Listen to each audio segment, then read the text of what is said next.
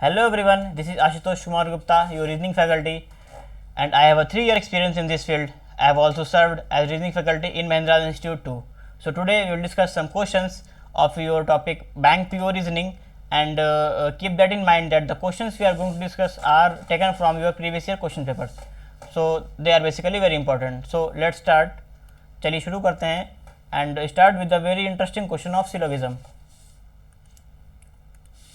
So here is given the first question. The first question is given some statements followed by some conclusions. यहाँ पे 3 statement दिए हुए हैं. All chocolates are toffee, some toffee are lollipop and third statement some candy are lollipop. तो इसका पहले हम लोग डायग्राम ड्रॉ कर लेते हैं. All chocolates are toffee, all chocolates are toffee, ठीक है, सारे चॉकलेट्स टॉफ़ी हैं, ठीक है. इसका डायग्राम रेडी हो गया. सम टॉफ़ी और lollipop, some toffee are lollipop, ठीक. Some candy are lollipop, third है सम कैंडी आर लॉलीपॉप, ठीक. अब अपना जो भी तीनों स्टेटमेंट है उनका डायग्राम रेडी हो चुका है. अब देखते हैं कि कौन सा कंक्लूजन इसको फॉलो कर रहा है, कौन सा नहीं कर रहा है, ठीक है. फर्स्ट कंक्लूजन है some toffees are chocolates, some toffees are chocolates. आप देख रहे हैं चॉकलेट्स कंप्लीटली इसके अंदर है, तो कुछ ना कुछ हिस्सा ही टॉफ़ी का एक्वायर कर रहा होगा, ठीक है. यानी इसका पहला कंक्लूजन जो ये है वो फॉलो कर रहा है. सेकंड देखते हैं ऑल लॉलीपॉप और चॉकलेट्स इज़ अ पॉसिबिलिटी. अब देखिए मैं एक बात बताता हूँ आपको, जो सारे स्टेटमेंट्स जो यहाँ पे दिए हुए हैं वो पॉजिटिव दिए हुए हैं, ठीक है. और सारे पॉजिटिव स्टेटमेंट से, जो भी पॉजिटिव स्टेटमेंट दिए हुए होते हैं, इनसे ना ही कोई नेगेटिव कंक्लूजन फॉलो होता है और ना ही कोई डेफिनेट. तो यहाँ लेकिन हाँ पॉसिबिलिटी इससे हो सकती है. तो जो यहाँ पॉसिबिलिटी दी हुई है, chocolate is a possibility, all lollipop are chocolate is a possibility, तो पॉसिबिलिटी ये आप इसको फॉलो करेगा, ठीक है. पॉसिबिलिटी हो सकती है. जो पॉजिटिव स्टेटमेंट होते हैं वो कोई भी डेफिनेट या नेगेटिव कंक्लूजन को फॉलो नहीं करते, लेकिन पॉसिबिलिटी हो सकती है, ठीक है. थर्ड देखते हैं some lollipop are not toffee, some lollipop are not toffee. लेकिन यहाँ पे तो देखिए इतना एक्वायर कर रखा है इसने, यानी ये भी इसका फॉलो नहीं करेगा. यानी इसका फर्स्ट और सेकंड ही फॉलो कर रहा है, यानी इसका आंसर सी सही हो जाएगा, ठीक है. So moving to the next question. Oh, this is also one from syllogism. चलिए इसका डायग्राम ड्रॉ कर लेते हैं.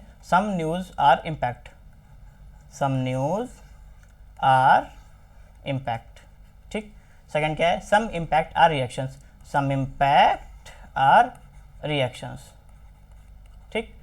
और ऑल रिएक्शंस आर इम्पॉर्टेंट. अब सारे रिएक्शंस इंपॉर्टेंट में जाएंगे, यानी यहाँ से ऐसे ड्रॉ होगा all reactions are important, okay.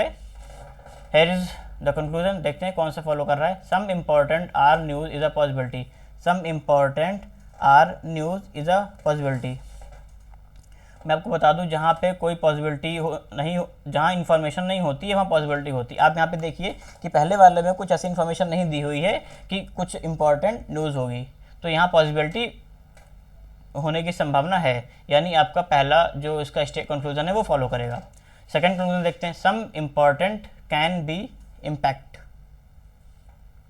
कुछ इंपॉर्टेंट इम्पैक्ट हो सकते हैं. अब यहाँ पे आप देखिए ये जो इम्पॉर्टेंट है वो इम्पैक्ट है, क्योंकि इम्पॉर्टेंट रिएक्शन के अंदर है, रिएक्शन इंपॉर्टेंट के अंदर है, और इम्पॉर्टेंट का कुछ हिस्सा इम्पैक्ट पे आ रहा है, यानी ये डेफिनेट इन्फॉर्मेशन है. यहाँ पे बात हो रही कैन बी, हो सकता है, तो यानी ये आपका कंक्लूजन फॉलो नहीं करेगा.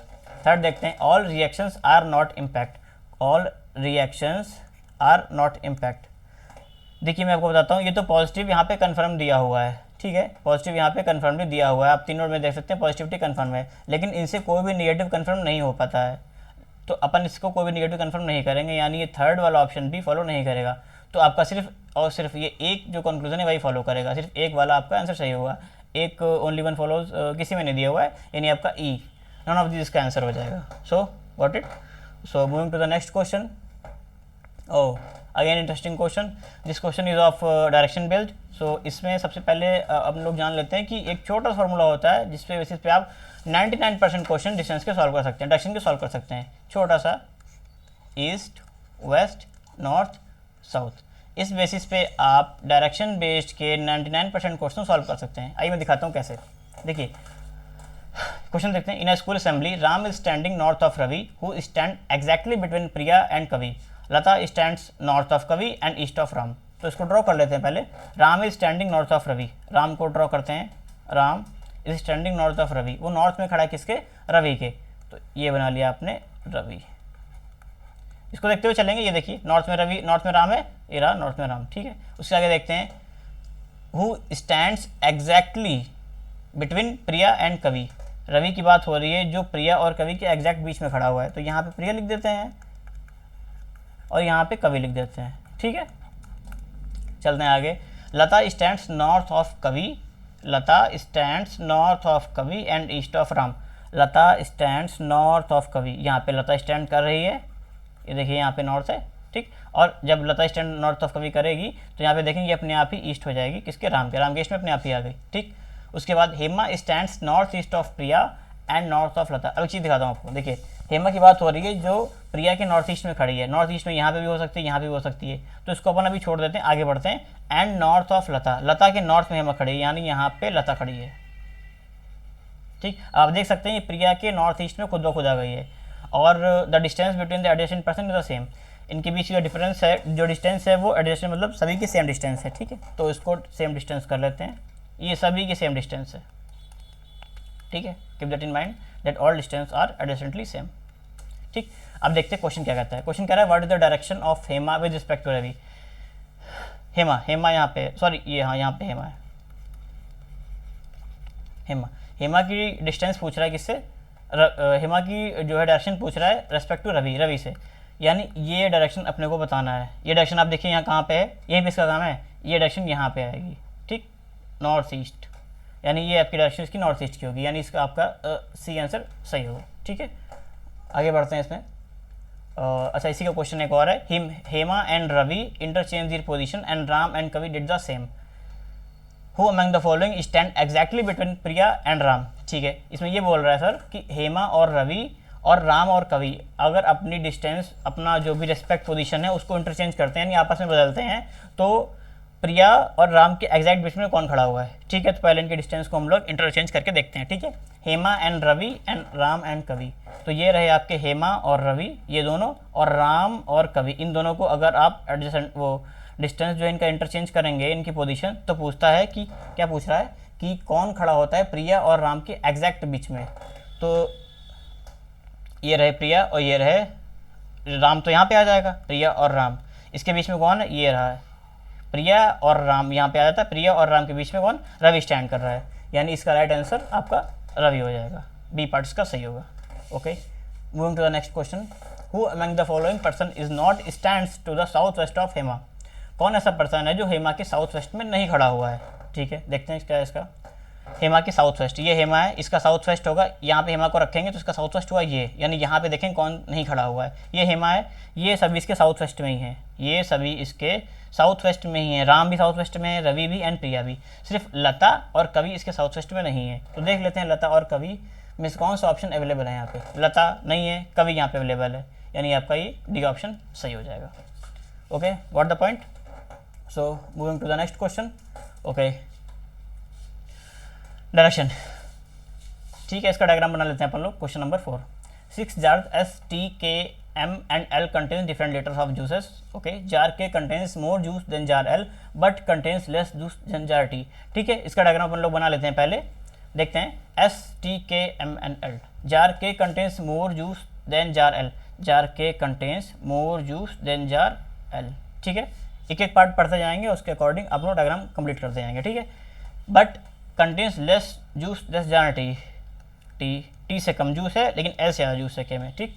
आगे चलते हैं, jar S contains more juice than jar M. अब यहाँ पे जो दो टर्म ये दिए हुए हैं एस और एम, ये इस डायग्राम में तो अभी नहीं एग्जिस्ट करते हैं, तो इसको अपन अलग लिख लेते हैं। S has more juice than jar M, तो अपन S has more juice than jar M, इसको अपन अभी अलग रखेंगे, ठीक है। उसके बाद इसको इसमें एग्जिस्ट कराएंगे। अभी आगे बढ़ते हैं, jar T does not contain maximum litres of juice.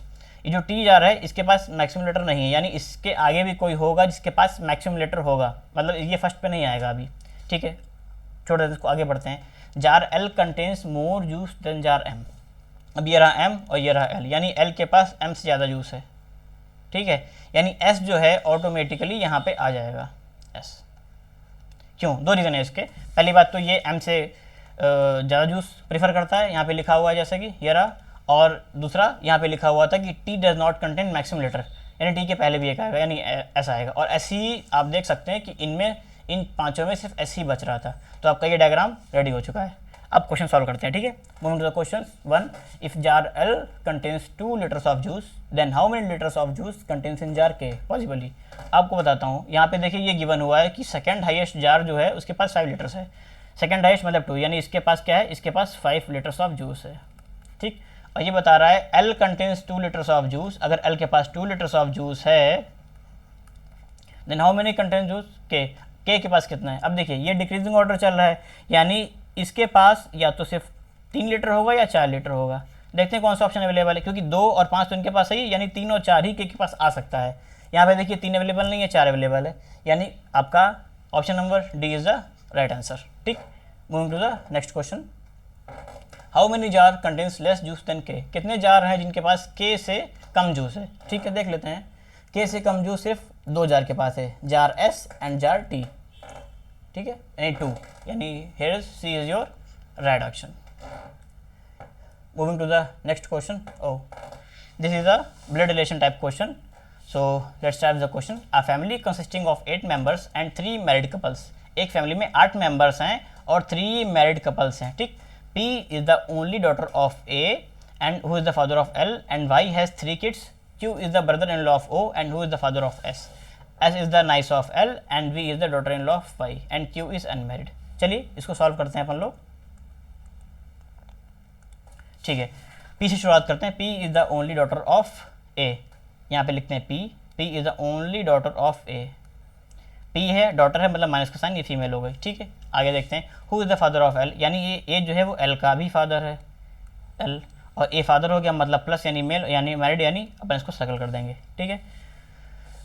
Y has 3 kids, Y के बारे में कोई जानकारी नहीं दी हुई है, कोई दिक्कत नहीं, छोड़ते हैं इसको, आगे बढ़ते हैं।